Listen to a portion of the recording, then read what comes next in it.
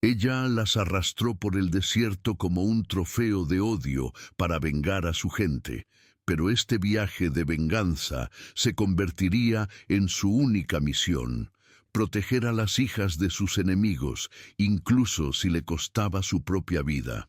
Si las historias sobre el poder de la resiliencia resuenan contigo, suscríbete al canal para que continuemos este viaje juntos. El sol de 1880 castigaba la tierra agrietada del desierto de Chihuahua, transformando el pequeño rancho mexicano en una frágil isla de vida en medio de un océano de aridez. Allí, la vida de Sofía, una niña de 12 años con ojos serios y trenzas oscuras, y de su hermana menor, Elena, de 8, estaba tejida con los hilos de la sencillez y el trabajo. Sus risas, mientras perseguían gallinas en el patio polvoriento, eran notas de una melodía a punto de ser silenciada. Vivían bajo la sombra constante del peligro, una amenaza susurrada en las historias contadas por los mayores sobre los indios bárbaros, los apaches, fantasmas de las montañas que eran tanto una leyenda como una aterradora realidad.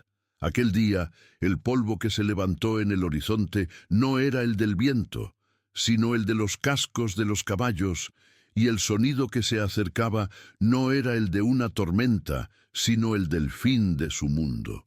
La incursión fue un torbellino de violencia contenida y eficiente. Los guerreros apaches se movieron con la velocidad de depredadores, sus rostros pintados como máscaras de furia ancestral. No hubo gritos innecesarios, solo la rápida toma de lo que consideraban suyo por derecho o por venganza. En medio del caos, Sofía vio a su hermana mayor ser agarrada por un guerrero. El pánico dio paso a un acto de valentía desesperada. «¿Puedes llevarme a mí en lugar de a ella?», gritó la pequeña Elena, con la voz entrecortada por el llanto, ofreciendo su propio pequeño cuerpo a cambio de su hermana. El guerrero, cuyo rostro era un tapiz de cicatrices e indiferencia, ni siquiera la miró. Con un solo gesto, agarró también el brazo de Sofía, sellando el destino de ambas. La brutalidad del momento no estuvo en el golpe, sino en el silencio, en la completa anulación de su súplica y de su humanidad. Observando la escena desde una distancia calculada, estaba Nitaje. A sus 16 años, poseía la postura de alguien que ya había vivido y perdido lo suficiente para toda una vida. Sus ojos oscuros, enmarcados por un rostro de rasgos finos y endurecidos por el sol, no delataban la tormenta que rugía en su interior. Para Nitaje, cuyo nombre significaba «la que camina al frente», cada paso era un esfuerzo por alejarse de las cenizas de su pasado. Era la única sobreviviente de un brutal ataque de soldados mexicanos a su campamento, una masacre que le había arrebatado a sus padres y a su hermana pequeña. La imagen de las faldas coloridas de su madre manchadas de sangre era una herida que nunca cerraba, y la culpa por haberse escondido y sobrevivido la había transformado. Se aferraba a la venganza como un náufrago a un trozo de madera, creyendo que la dureza la mantendría a flote. La súplica de la pequeña Elena fue una brasa que tocó la herida de Nitae, pero ella la apagó con la frialdad que había aprendido a cultivar. En su corazón no veía a dos niñas, sino el pálido reflejo de los rostros de los soldados que destruyeron a su familia. Eran símbolos, un trofeo de odio que arrastraría por el desierto para demostrar su valía, para mostrar a los guerreros mayores que la sangre de su pueblo no había sido olvidada. El viaje comenzó de inmediato, una marcha forzada bajo el sol inclemente, alejándose del rancho en llamas. Nitaje asumió la tarea de conducirlas, jalándolas con una cuerda áspera, sin ofrecer una palabra de consuelo ni siquiera una explicación. Cada paso clavado en la arena caliente era un acto de negación, un esfuerzo consciente por silenciar el recuerdo de su propia hermana y endurecer su espíritu contra cualquier chispa de compasión que osara nacer. La travesía por las sierras de Chihuahua era una prueba de fuego. El sol era un martillo implacable, y la tierra, cubierta de piedras afiladas y cactus hostiles, parecía decidida a cobrar un peaje de sangre a cada paso. Para Sofía y Elena, acostumbradas a la suave rutina del rancho, aquello era el infierno en la tierra. Sus finos zapatos pronto se rasgaron y sus pies sangraban, dejando un rastro patético que el viento seco del desierto borraba rápidamente. Junto a Nitaje cabalgaba Kael, un guerrero mayor cuyo apodo, Lobo Solitario, describía perfectamente su alma despojada de esperanza. Sus ojos eran como dos brasas muertas y observaba a las niñas con un desprecio palpable. «Son débiles. El desierto las devorará», le dijo a Nitaje, su voz rasposa como la arena. «La compasión es una carga que el guerrero no puede llevar». Sus palabras eran veneno y al mismo tiempo un desafío. Nitaje escuchó el consejo de Kael como si fuera un mandamiento. Interiorizó su dureza, usándola como un escudo contra las imágenes que su mente proyectaba. La pequeña Elena tropezando, el rostro de Sofía contraído en una máscara de odio y miedo. Las obligaba a caminar más rápido, les negaba descanso extra e ignoraba sus quejidos. Era una actuación brutal, un teatro de crueldad montado para Kael, para los otros guerreros y principalmente para sí misma. Necesitaba creer que era fuerte, que la pérdida la había convertido en acero. Sin embargo, cada vez que la mirada asustada de Elena se encontraba con la suya, era el fantasma de su propia hermana, o quien la miraba, un recuerdo fugaz de manos pequeñas sosteniendo la suya, de una canción de cuna apache susurrada bajo las estrellas. Eran fragmentos peligrosos de un pasado que luchaba por enterrar bajo el polvo de aquel viaje de venganza. El valor de Nitae en este momento es lo que nos inspira. Si tú también sientes esa fuerza, demuestra tu apoyo dejando un comentario. Y para no perderte ningún paso de esta y otras increíbles jornadas de superación, aprovecha para suscribirte al canal. Al otro lado de la cuerda, el corazón de Sofía ardía con un odio puro. Cada insulto silencioso de Kael, cada tirón áspero de Nitaje, alimentaba una hoguera de desafío dentro de ella. No era un animal para ser arrastrado, era Sofía, y su principal misión ahora era proteger a Elena, cuyo pequeño cuerpo flaqueaba a cada paso. El miedo que sentía era real, un nudo helado en su estómago, pero su rabia era más ardiente. Observaba a Nitaje con una intensidad feroz, memorizando cada detalle de su rostro, cada movimiento. En su mente, la joven apache no era una persona, sino la personificación de su pesadilla, un monstruo a ser vencido. Sofía se prometió a sí misma, en un juramento silencioso, que encontraría una manera de escapar y haría que sus captores pagaran por cada lágrima de su hermana. El viaje se adentraba en las profundidades del territorio apache, un laberinto de cañones y montañas, que era tanto un santuario para el pueblo de Nitaje como una prisión para sus cautivas. Los días se fundían en un ciclo tortuoso de calor y frío, sed y agotamiento. Nitaje mantenía su postura implacable, pues sentía los ojos de Kael constantemente sobre ella, juzgando cualquier vacilación. Sin embargo, algo comenzaba a cambiar en su interior, una fina grieta en su armadura de venganza. Notaba la creciente palidez de Elena, la manera en que la respiración de la niña se volvía más superficial. Eran observaciones que intentaba ignorar, clasificándolas como meramente tácticas para mantener viva su carga. Pero la verdad es que el espectro de su propia hermana se volvía cada vez más nítido en la frágil figura de la pequeña cautiva, y ese fantasma comenzaba a pesar más que el desprecio del lobo solitario. Lo inevitable ocurrió al anochecer de otro día agotador. Elena, que llevaba horas tropezando, finalmente se desplomó sobre la arena, su pequeño cuerpo temblando con una fiebre intensa. Sus labios estaban agrietados y azulados, y su respiración era un débil susurro. Sofía se arrodilló a su lado, la desesperación rompiendo su fachada de rabia. Kyle detuvo su caballo y miró la escena con frialdad. Ahí está. El desierto siempre reclama a los débiles, sentenció, su voz desprovista de cualquier emoción. Déjala. Es un peso muerto.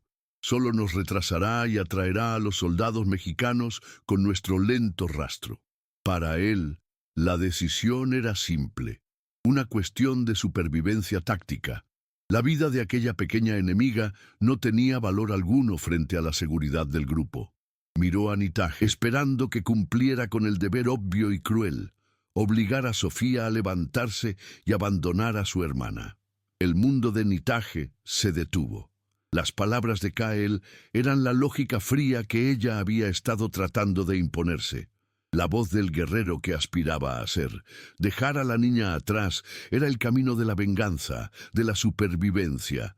Pero al mirar el rostro febril de Elena, la máscara de Nitae se partió por dentro. La imagen ya no era la de una cautiva, sino la de su propia hermana, sufriendo bajo el mismo cielo indiferente. En ese instante, la voz de Kyle fue ahogada por otra, mucho más antigua y poderosa. La voz de su abuela. Recordó las manos arrugadas de la anciana, enseñándole a reconocer las plantas del desierto, la jojoba que calmaba la piel, el agave que podía transformarse en remedio. La tierra nos da el cuchillo para la guerra, pero también la hoja para la cura, decía ella. Un verdadero apache sabe cuándo usar cada una. La elección estaba ante ella. Claras estrellas que comenzaban a surgir, el camino del lobo o el camino de la curandera. Ignorando la mirada de desprecio de Kyle, Nitae desmontó. Su movimiento fue una respuesta silenciosa, pero definitiva. No se dirigió a Sofía ni a la niña enferma, sino que caminó hacia las rocas oscuras que salpicaban el paisaje crepuscular. Sus manos, que antes sostenían las riendas con la firmeza de un guerrero, ahora se movían con una delicadeza largamente olvidada, buscando entre las grietas y la maleza. La mirada incrédula de Sofía y la furia contenida de Kyle encontró lo que buscaba: las hojas carnosas de un agave y los pequeños frutos de un arbusto de jojoba. Arrodillándose en el suelo, usó la punta de su cuchillo no para amenazar, sino para preparar los ingredientes con una precisión casi ritual. Cada gesto era una herencia, un acto de desafío a la oscuridad que amenazaba con consumirla, demostrando que la memoria de su pueblo era más que una simple lista de injusticias y muertes. Con una piedra lisa, Nitae machacó los frutos de la jojoba hasta formar una pasta y raspó la pulpa del agave. Mezcló ambos, creando un emplasto rústico. Luego, encendió una pequeña fogata, no para calentar el campamento, sino para hervir un poco de agua de su cantimplora con fragmentos de otra raíz que había encontrado. El vapor que se elevaba llevaba un olor terroso, el aroma de la curación. Con una vacilación casi imperceptible, se acercó a Elena. Sofía retrocedió instintivamente, protegiendo a su hermana, pero al ver la expresión concentrada y desprovista de malicia de Nitaje, permaneció inmóvil. La joven apache aplicó suavemente el bálsamo en la frente y los labios de Elena y, usando un trozo de tela, humedeció su boca con el té tibio. Fue un gesto de ternura en medio de la brutalidad, un frágil puente construido sobre el abismo de odio que las separaba.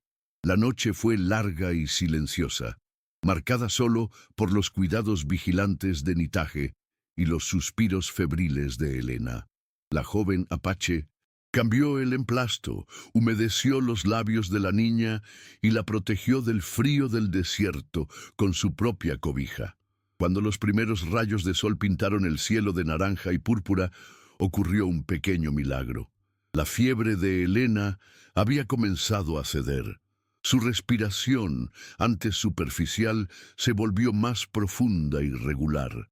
Por primera vez en días, Sofía vio un destello de la hermana que conocía. Sus ojos, antes llenos de odio y desconfianza hacia Nitae, ahora albergaban una emoción nueva y confusa. La gratitud era una palabra que no se atrevía a pensar, pero la hostilidad inquebrantable que sentía había sido sacudida en sus cimientos. La curandera Apache había hecho lo que la hermana protectora no podía. Había traído a Helena de vuelta del borde del abismo. Esta victoria silenciosa, sin embargo, tuvo un costo. Kael se acercó a Nitae mientras ella recogía sus cosas, su sombra proyectándose larga y amenazante bajo la luz de la mañana. «Jugaste a ser curandera», escupió, la voz cargada de desprecio. «Desperdiciaste tiempo y recursos con la cría de nuestros enemigos. ¿Crees que la memoria de tu familia se alegra con tu debilidad?», señaló hacia las montañas distantes. «Los soldados no descansan. Cada momento que pasaste cuidándola, ellos se acercaron. Tu compasión es una invitación a la muerte, no solo para ti, sino para todos nosotros.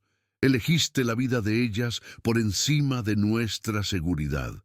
Nitae no respondió. Simplemente le sostuvo la mirada, su rostro máscara impasible, pero por dentro sus palabras la golpearon. La culpa, su vieja compañera, una vez más clavó sus garras en su corazón. La marcha se reanudó, pero la cuerda que unía a las tres parecía menos un símbolo de cautiverio y más una tenue línea de responsabilidad. Las palabras de Kael resonaban en la mente de Nitae, y para enmascarar lo que él llamaba debilidad, intentaba mantener una fachada de severidad. Sin embargo, sus acciones la delataban. Se detenía con más frecuencia, con el pretexto de verificar el terreno, pero sus ojos siempre se desviaban hacia Helena, evaluando su fuerza. Dividía su escasa ración de agua de forma más equitativa y, una noche, empujó un trozo de carne seca en dirección a las hermanas.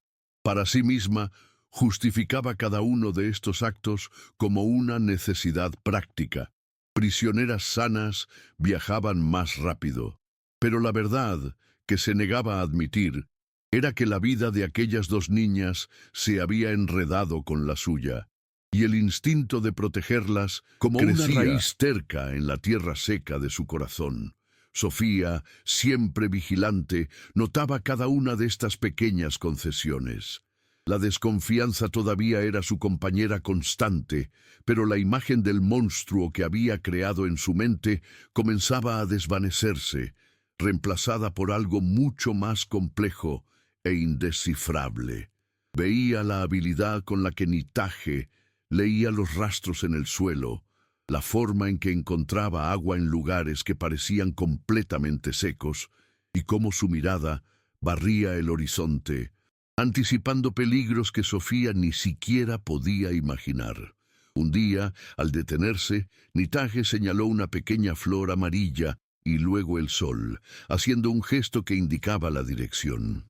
No fue una enseñanza amable, sino una orden de observación. Por primera vez, Sofía no sintió odio, sino una chispa de curiosidad. Estaba aprendiendo el lenguaje del mundo de su captora, un lenguaje de supervivencia que trascendía las palabras y el odio que las dividía. Las enseñanzas continuaron, no con palabras, sino con el lenguaje universal de la necesidad. Nitae le mostró a Sofía cómo usar el polvo de las rocas para camuflarse, cómo identificar el sonido distante de cascos de caballos en el suelo y cómo seguir las estrellas cuando la luna no ofrecía luz. Eran lecciones duras, forjadas en la urgencia de la huida, pero para Sofía cada nuevo saber era una herramienta que reemplazaba el miedo. Aprendió a ver el desierto ya no como un enemigo vacío, sino como un libro complejo, lleno de secretos y peligros, y Nitae era la única que podía enseñarle a leerlo. En su aplicación y resiliencia, Nitaje comenzó a ver un reflejo de su propio pueblo, una terquedad frente a la aniquilación. La niña mexicana, que antes era solo un botín de guerra, ahora se convertía en un espejo inesperado. Así, la jerarquía brutal de captora y cautivas se disolvió en el polvo del camino. Se convirtieron en una unidad de tres, una constelación improbable navegando por un cielo de amenazas. Nitaje todavía caminaba al y frente, pero ahora miraba hacia atrás con más frecuencia, no para asegurarse de que sus prisioneras la seguían, sino para garantizar que sus compañeras de viaje estuvieran a salvo. Sofía, por su parte, ya no miraba a Nitahe con odio, sino con la atención enfocada de una aprendiz, anticipando sus señales y órdenes. Y la pequeña Elena, ahora recuperada, era el centro silencioso de su alianza, el catalizador de su humanidad compartida. La venganza que antes impulsaba a Nitahe se había convertido en un eco lejano, ahogado por la responsabilidad apremiante de mantener a salvo aquellas dos vidas. Pero el desierto y los hombres que las cazaban aún tendrían la última palabra. La frágil paz que habían construido se rompió por el instinto más poderoso de todos, el deseo de volver a casa. Una noche en que la atención del campamento estaba centrada en el regreso de exploradores con sombrías noticias sobre la proximidad del ejército mexicano, Sofía vio su oportunidad. El lazo que la unía a Nitahe era real, pero el recuerdo de su hogar, el rostro de su madre y la promesa de una vida sin miedo eran una fuerza abrumadora. Con el corazón martilleando contra sus costillas, tomó la mano de Elena y, moviéndose son el silencio que la propia Nitahe le había enseñado, se deslizó hacia la oscuridad. Ya no era un acto de puro odio, sino de esperanza desesperada. Creía que podía usar las habilidades que había aprendido para salvarlas, sin entender que, en el desierto, la experiencia de toda una vida superaba las lecciones de unas pocas semanas. El descubrimiento de la fuga, al amanecer, cayó sobre el campamento como una sentencia de muerte. El rastro dejado por Sofía, aunque sutil para ojos inexpertos, era un camino abierto para los rastreadores del ejército. Kael estalló en furia, su rostro una máscara de desprecio dirigida a Nitahe. «Te lo advertí», gritó, su voz resonando en las rocas. «Le diste poder a la serpiente que ahora nos llevará a la aniquilación. Tú y tu estúpida compasión. El rastro de ellas es nuestro rastro. Nos han condenado a todos». El pánico se extendió entre los demás. El error de Nitahe ya no era personal. Era una amenaza existencial para todo el grupo, los últimos remanentes de su pueblo.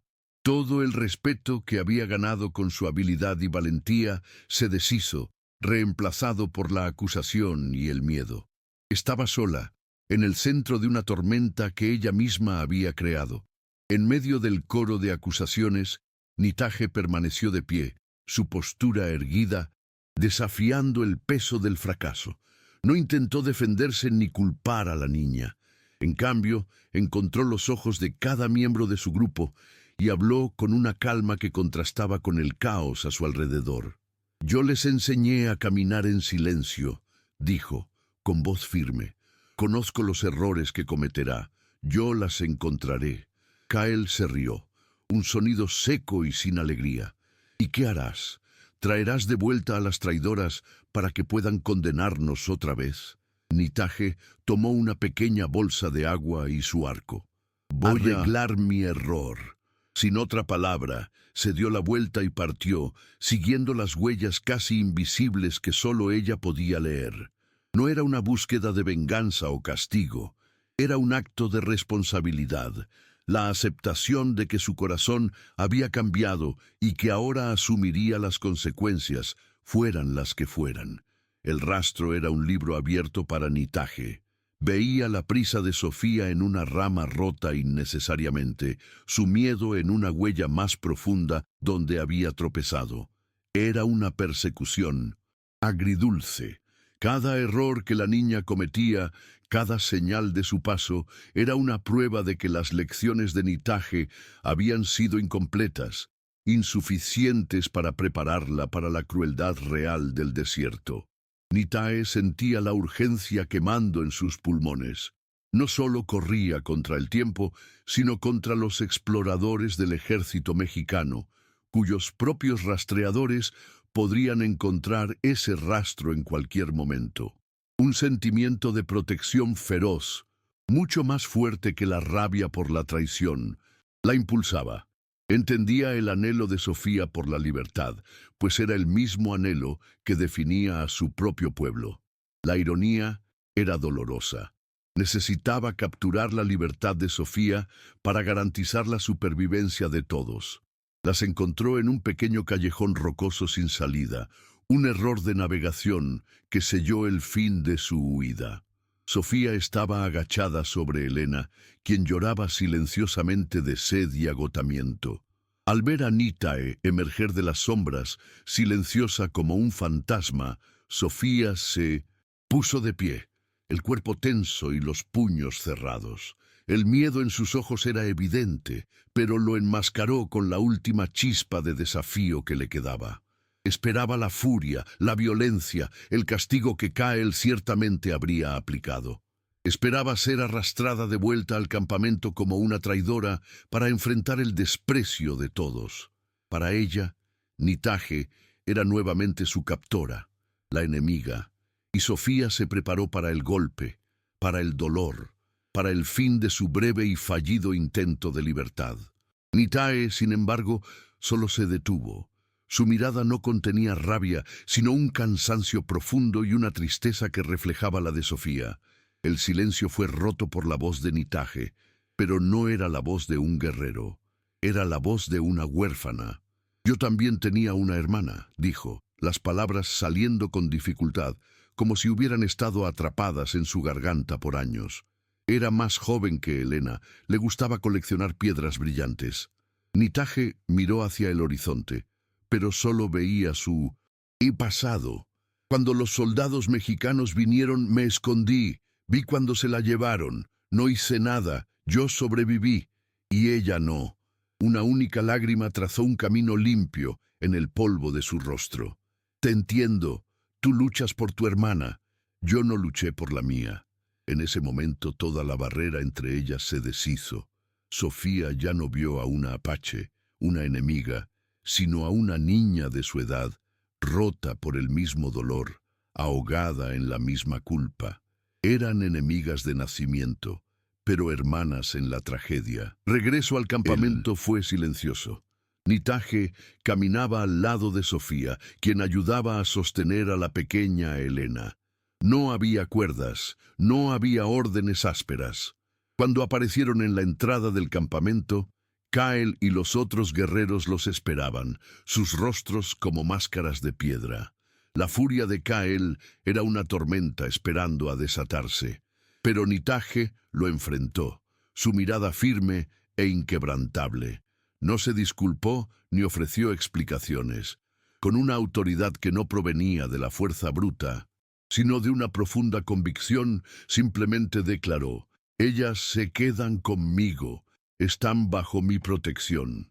Las palabras flotaron en el aire tenso, un desafío directo al antiguo orden. En ese momento, Nitaje dejó de ser una sobreviviente buscando venganza y se convirtió en una líder que luchaba por la preservación, no solo de su pueblo, sino de los valores que la compasión le había hecho redescubrir. El enfrentamiento fue interrumpido por el regreso apresurado de un explorador, su rostro pálido, de pánico. Las noticias eran peores de lo que imaginaban. Los rastreadores del ejército habían, de hecho, encontrado el rastro dejado por la huida de Sofía. Ya no estaban a días de distancia, sino a meras horas, avanzando con una velocidad y precisión aterradoras. El error había costado caro y la sombría predicción de Kael se había hecho realidad. El tiempo para las recriminaciones se había acabado. Ahora solo había tiempo para correr. Un pavor frío se apoderó del campamento. Las montañas, que, durante tanto tiempo, fueron su refugio y fortaleza, ahora parecían cerrarse a su alrededor, transformándose de un santuario en una trampa mortal. La lucha por la supervivencia había entrado en su fase más desesperada, y el enemigo estaba llamando a la puerta de su último reducto. La huida fue un borrón de pánico y polvo. El grupo se movía por los pasajes rocosos que conocían como la palma de su mano, pero la sensación de seguridad se había evaporado. Ahora, cada sombra parecía esconder un soldado. Cada eco en el cañón sonaba como un disparo. El liderazgo se dividió bajo la presión. Kyle y los guerreros mayores abogaban por una última y gloriosa batalla. «¡Vamos a luchar!», gritó. «Llevaremos a tantos de ellos como podamos con nosotros al otro mundo. Morir como apaches, no como presas acorraladas». Su propuesta era la canción de la venganza, una melodía que Nitaje había conocido toda su vida. Pero ahora, al mirar los rostros asustados de los niños y los ancianos, y a Sofía y Elena, la canción sonaba como un himno a la aniquilación. Ella se opuso, su voz clara en medio del miedo. «Luchar es lo que esperan. Debemos usar la montaña como nuestro escudo, no como nuestra tumba». La persecución implacable los llevó a un desfiladero estrecho, un callejón sin salida conocido como la Garganta del Diablo.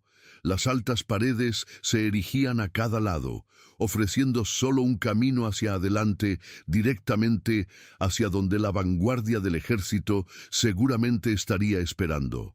Para Kyle, ese era el final del camino, el lugar predestinado para su último acto de furia. Pero mientras él se preparaba para la muerte, Nitae miraba las rocas con otros ojos. Recordó las historias de su abuela sobre la mujer pintada de blanco, la que dio al pueblo apache sus ritos y su resiliencia, enseñándoles a crear vida y a encontrar esperanza en el caos. Inspirada por esa fuerza ancestral, una idea audaz y desesperada tomó forma en su mente. El cañón no tenía por qué ser una tumba. Con el conocimiento adecuado, podría convertirse en el arma de su salvación. «Las rocas aquí son inestables», explicó Nitaje rápidamente a los mayores, su voz baja y urgente. «Si provocamos un deslave en la curva norte del desfiladero, el sonido resonará por kilómetros. Parecerá que toda la montaña se está derrumbando». Señaló una grieta estrecha y casi invisible en la pared opuesta del cañón. «Es un paso antiguo, usado por cabras. Es peligroso, pero nos llevará al otro lado mientras los soldados investigan el ruido. No vamos a luchar contra ellos, vamos a usar la voz de la montaña para engañarlos». El plan era ingenioso, reemplazando la furia de la batalla con la astucia. Era una táctica de preservación, no de destrucción, una apuesta desesperada a la inteligencia en lugar de la fuerza, usando el propio entorno como un arma de distracción masiva. Kyle escupió en el suelo. «Correr y escondernos como coyotes no es el camino de un guerrero». Pero, por primera vez, su voz de autoridad no encontró un eco unánime. Las madres, sosteniendo a sus hijos, miraron a Nitae con una esperanza renovada. Los ancianos, cansados de toda una vida de huidas y pérdidas, vieron la sabiduría en un plan que podría salvar su linaje. La decisión fue tomada. Un pequeño grupo de guerreros, convencidos por la lógica de Nitaje, fue con ella para preparar el deslave, mientras que los demás, incluido un reacio Kyle, guiaban a las mujeres, niños y ancianos hacia la entrada del pasaje secreto. El destino de todos ahora dependía del éxito del plan de Nitaje.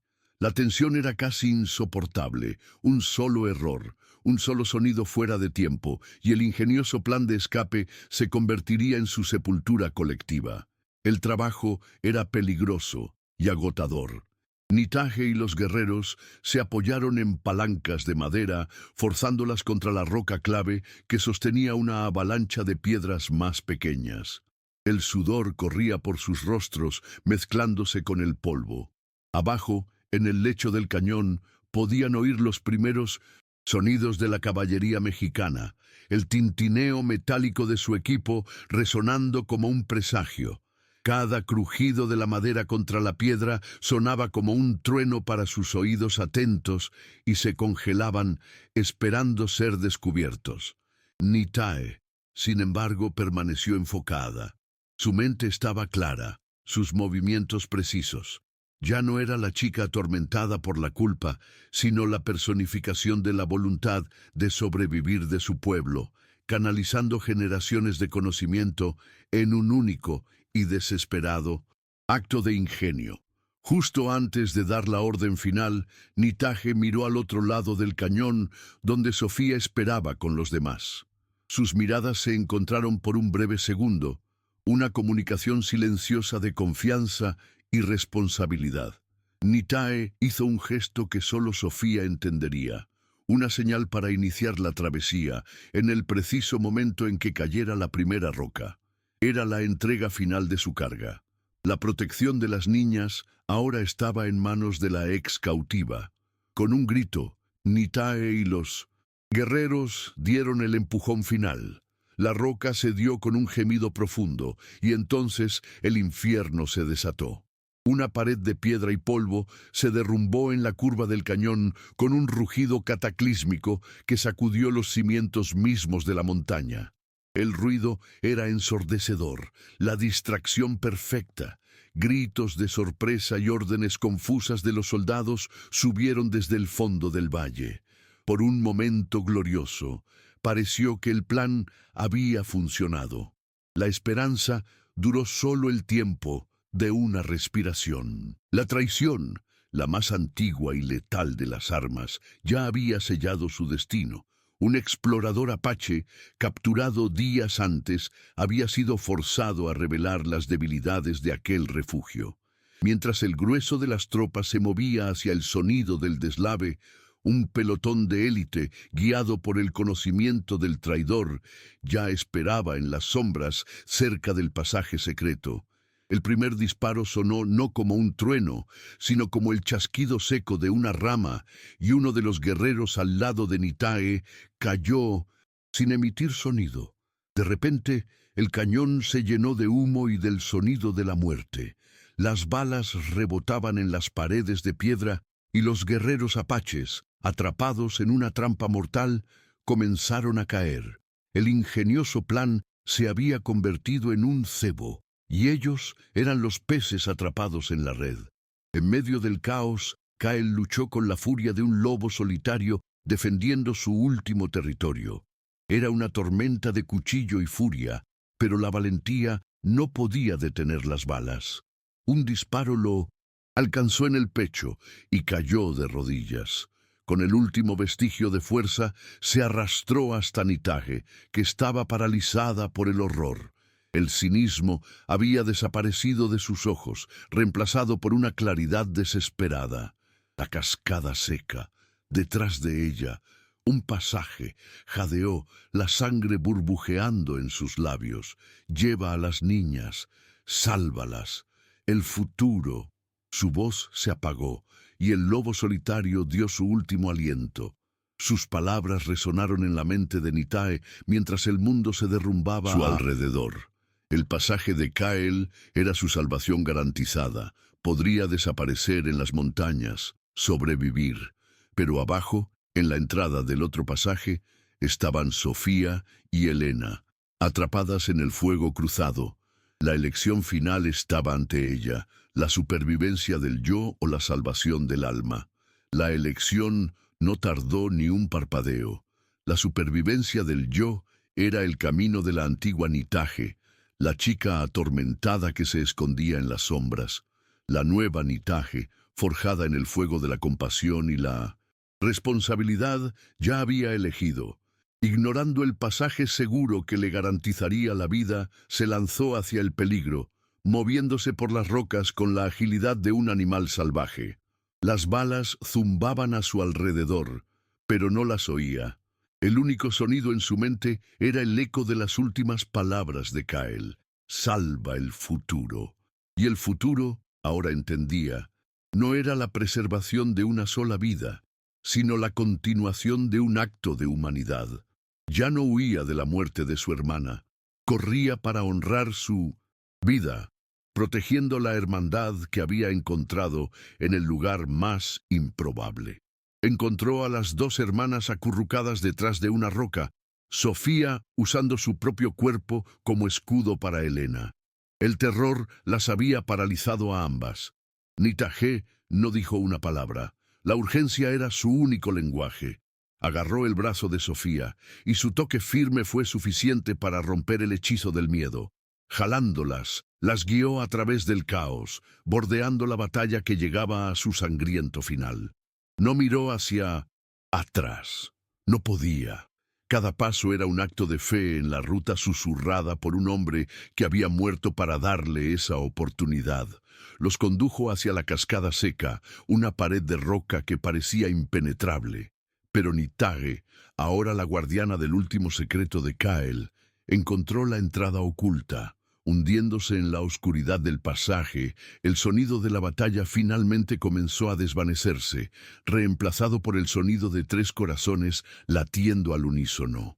La travesía por el pasaje secreto fue un viaje a través del vientre de la tierra. En la oscuridad se aferraban unas a otras, el único punto de referencia en la negrura absoluta. Durante días caminaron, racionando los últimos restos de comida y agua, movidas por una determinación silenciosa. Cuando finalmente salieron a la luz, estaban en un lado de la sierra que no conocían, a kilómetros de distancia de la masacre, delgadas, exhaustas y atormentadas por lo que habían perdido. Estaban, sin embargo, vivas. Después de otro día de caminata cautelosa, al anochecer, alcanzaron la cima de una colina y vieron, en el valle de abajo, las luces temblorosas de un pequeño pueblo mexicano. Era un faro de seguridad para Sofía y Helena y un muro infranqueable para Nitagé. Su viaje juntas había llegado a su fin. Allí, en la frontera entre el mundo salvaje y la civilización, se detuvieron. No se dijo ninguna palabra, pues no había palabras que pudieran contener el peso de aquella despedida. Nitagé se quitó del cuello un pequeño amuleto de madera, una pieza que su madre le había dado, tallada con un símbolo de protección. Con una solemnidad casi sagrada, lo colocó en las manos de la pequeña Helena, cerrando los dedos de la niña alrededor del objeto. Sus ojos entonces se encontraron con los de Sofía. En esa mirada intercambiaron todo lo que necesitaba ser dicho: la gratitud, el perdón, el respeto, el dolor de la separación. Sofía asintió lentamente, las lágrimas finalmente corriendo por su rostro. Entendía el sacrificio. Entendía que, para que ella y su hermana pudieran vivir, Nitagé tendría que desaparecer. Desde las sombras de la vegetación, Nitagé observó a las 2 pequeñas figuras descender la colina hacia la promesa de luz y calor. Esperó, con el corazón en un hilo, hasta que vio una puerta abrirse y gente salir para acoger a las niñas perdidas. Solo cuando estuvo segura de que estaban a salvo, se permitió darse la vuelta.